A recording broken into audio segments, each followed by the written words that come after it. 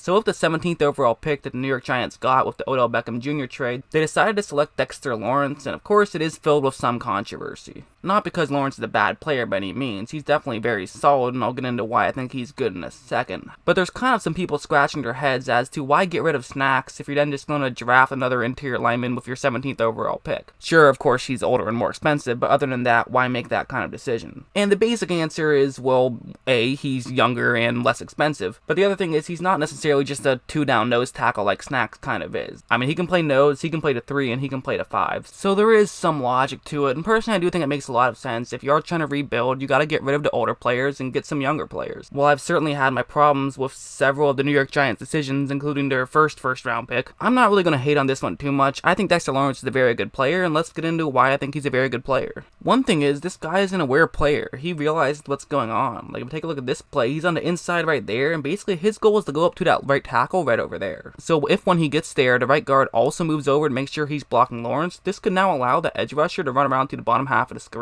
and potentially make a tackle on Dexter Lawrence's now current teammate Daniel Jones. However, as you see, only Duke's right tackle is going to be blocking Lawrence in this one, so Duke's offensive line did not get fooled on this play call. However, notice how Lawrence is looking at Daniel Jones in this one. He's looking to see what Jones is going to do. The second he sees that it's going to be a throw to the top half of the screen, Lawrence leaps up and knocks the ball away. Was there a little bit of luck involved? I mean, sure, absolutely. But did he do a good job of putting himself in position to make a play? Yes, absolutely. That's what you gotta do there. Okay, the play didn't work out. Alright, plays aren't gonna work out every time. But still do what you can in that play to help your team as much as possible, and that's what Lawrence did there, and that's what led to an incompletion. That's kind of one of the things that I like about Dexter Lawrence, is he has absolutely no quit even when things go wrong. Like, if you take a look at this play, he's going to have a center going against him, but what's also going to happen is the right guard is going to move over and double team him. The right guard will then get off the double team and block a linebacker, but it's still worth mentioning that he's going to have 2 guys on him at the start of this play. And also one more thing, it's going to be play action, so he doesn't know if this is going to be a running play or a passing play. So since there is a double team starting off in this play, first what he has to do is make sure he doesn't get moved to the right side of the screen. And he's going to actually do a very good job of that once the ball is snapped. As you see, he does not get moved at all, but unfortunately that doesn't matter too much because it's a passing play, not a running play. So again, it does matter in terms of this play, but it does go to show that he won't get rocked too much in standard double teams. But now he realizes the passing play, so what is he going to do? Well, he's basically going to go to the right side of the screen. I mean, he's already had momentum pushing him in that direction, so why not just go in that direction? He's able to get around the center and disrupt the play, so very good play by Lawrence on that one. As I mentioned, this guy can play in several different techniques, and now as you see, there's only 3 men on the line, but he's going to be in the 5 technique on this one.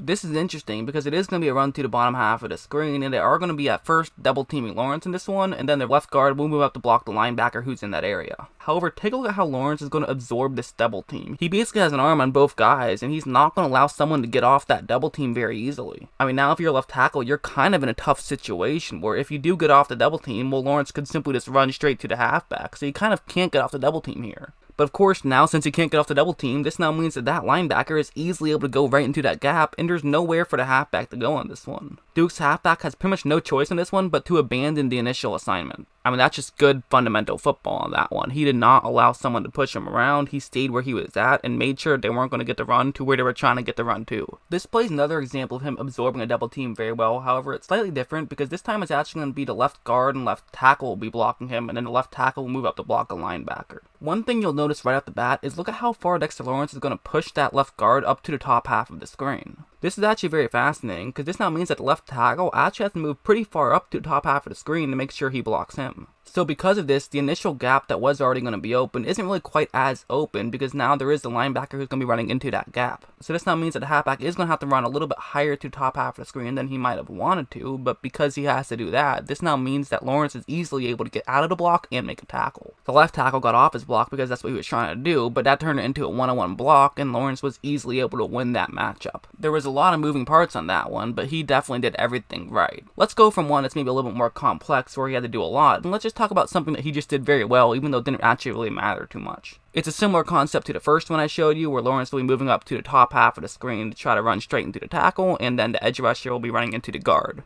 And this doesn't end up mattering a ton, but look at how far Lawrence is going to be able to push that tackle backwards. I mean, that's just an absolutely huge push. I mean, he gets him incredibly far. Again, didn't matter too much. The ball was actually fumbled on the snap and it was abandoned. But it really shows his strength on that one, to be able to knock a tackle back that far. He's got that great first couple of steps where he can get up very quickly and make a big hit. And he has the strength to push that tackle backwards. It's kind of fun to watch more than anything. It didn't matter too much on that play, however, it absolutely will matter a lot on more plays. Having that strength along with that first step is really just so key, and he really is so good at that. One thing you'll probably notice is that on a lot of these plays, Lawrence has been getting double teamed. That's kind of because you kind of have to double team him. And part of what makes that Clemson team so good is that you pretty much had to double team everyone on a defensive line because they had so many NFL level players there. But Lawrence is certainly one of them, and he can eat one-on-one matchups alive. And take a look at this one when he's going up against a center, which is just not good news, and it's going to be a run to the bottom half of the screen. As you see, the center does a pretty good job of attacking Lawrence in that one. He goes very far out to the bottom half of the screen to try to make a block. But one problem is he does have to go a little bit further to the bottom half of the screen than he maybe would have liked. So because of that, Lawrence is basically going to have to do an impromptu swim move, and he's going to try to get around him, and that's exactly what he's going to be able to do. That's a tough play for a center, because you can't just kind of hang back, because then Lawrence can just run you over. You do have to go out and attack Lawrence. But then when you do attack him, he can basically take whichever way you're going and go into the opposite direction, and he's strong enough to get around you, which is part of what makes him just such an effective player and why he went in the first round. And now after he's off there, I mean, there's just nothing you can do as a halfback. I mean, he's just easily able to make the tackle, and it goes for loss of yards. One other thing you can try to do to just slow down Lawrence for a second would be basically to try to dive at him. Essentially just go low and get one solid hit on him, which will allow him to be slowed down enough that he won't be able to get into the play. It's something that obviously wouldn't work if you're running right towards him, but if you're running around him like Louisville is going to do on this one, then that might not be a terrible thing to do, and it's what Louisville's left guard is going to try to do. However, look at how that's going to work out. Spoiler alert, it isn't. I mean, Dexter Lawrence is 6'4" and 342 pounds, so he is not an easy guy to move around at all. Even with just diving to try to get into his way, that does essentially nothing. Now Lawrence is essentially completely free, and also because of all the chaos going on the bottom half of the screen, this now means that Louisville's halfback can't run to where he initially wanted to run. Again, this kind of goes into where Clemson had such a great defensive line with so many talented players on it, because now if you're halfback, you pretty much have no choice. You can't run to the bottom half of the screen, so you kind of have to try to get up to the top half of the screen, but that just allows Lawrence to lay a big hit on him. That's 342 pounds going straight forward, and that cannot feel good if you're a halfback. When watching tape for this video, this play might have been one of my favorite plays from him. If you take a look, he's going up against the left guard, and take a look at what's going to happen here. For one thing, he's going to show off his great footwork, because that's something I haven't talked about a lot too much in this video, but it really is true that despite his insane weight, he definitely can move like a ballerina at times. Essentially at this point what's going to happen is Boston College's center is also going to realize what's going on since he got around the guard, and try to also make sure he's blocking Lawrence since he is essentially running straight free at this point. But even with that, he wasn't in a great angle, and now he has to kind of awkwardly try to block Lawrence, and it's just not a great situation. So as you see, he has two guys on him, but he's still diving out to try to get to that halfback.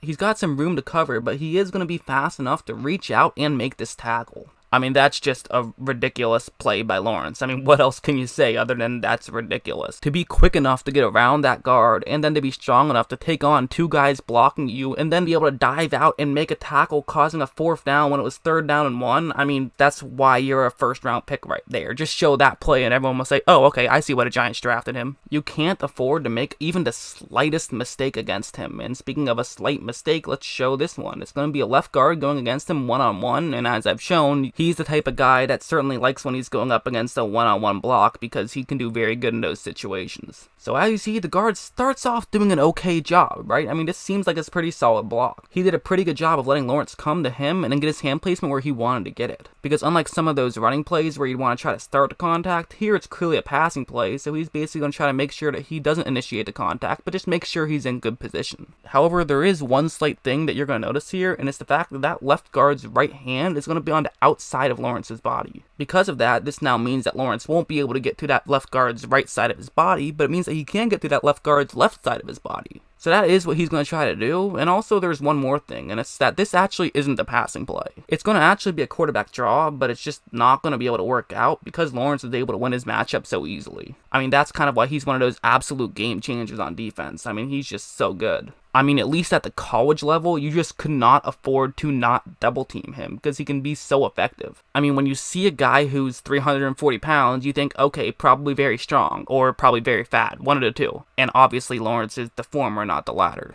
But it's not just his strength. I mean, anyone can be strong, but that doesn't mean anything. Otherwise, you'd see those guys in the world's strongest man competitions all be playing on the defensive line. You have to have footwork as well, and Lawrence clearly does. Like on this one, he's going one-on-one against the center, which, okay, again, good situation for Lawrence. You want to go one-on-one against the center, however, it's only going to be a good situation if you can take advantage of it, and Lawrence absolutely can. One thing he's going to do right off the bat is basically move over to the top half of the screen instantly. And because of that, look what happens. Now he's in great position. The center is trying to make sure that he makes the block, however you can't really do it because Lawrence moved so quickly up to the top half of the screen. All you can really do at this point if you're a center is put your right arm and just try to get on his chest essentially and push him as far out of the way as you possibly can. But that's kind of why having the combination of footwork and strength means so much, because when you use the footwork to get yourself in good position, this now means it's going to be very tough for someone who's in a bad position to block you to be able to push you out of the way because you are so strong. Lawrence was able to squeeze through there and make the tackle for a loss on a 3rd down in one play. As I'm sure you probably picked up on from my tone throughout this video, I am very high on Dexter Lawrence. And honestly, it'd be totally unfair to compare him to Damian Harrison, just like it'd be totally unfair to compare Daniel Jones to Eli Manning. But do I think this guy can be a very effective interior lineman for quite some time for New York? Absolutely I do.